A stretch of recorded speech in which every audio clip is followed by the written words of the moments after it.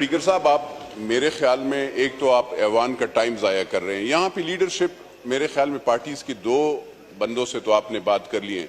आप मुसलसल एक ही तरफ पे एक ही एजेंडा, एक ही रेपिटेशन हो रही है। मेहरबानी फरमा कर आप अपना जो बिजनेस है उस पे वो करें सर। कोई यहाँ पे आप ताकि मेंबर्स ने सवाल जमा किए उस पे वो हो, कोई महंगाई पे बात हो, कोई लॉ एंड ऑर्डर पे बात हो, यहाँ पे आप एक ही चीज़ पे बात कर रहे हैं। बात ये है सर, बात ये है मैं किसी के मुखालिफ नहीं हूँ।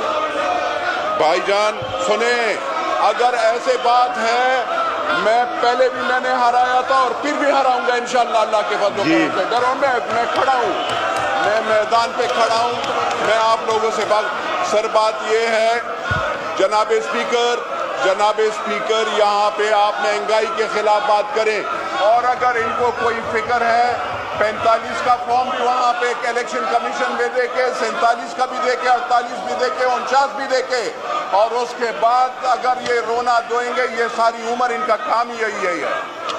दारा आपने मुल्क के लिए सोचो, खाली एक बंदे के लिए सोच नहीं करो। आप आप समझाएं अपने लोगों को, ये गलत बात है, ये आप लोगों की गलत बात है।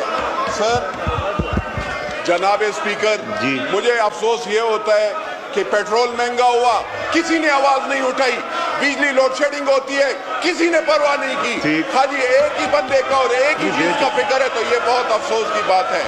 हमें महंगाई नामंजूर का नारा लगाते हैं, पहले भी लगाया है और फिर भी लगाएंगे सर। शुक्रिया।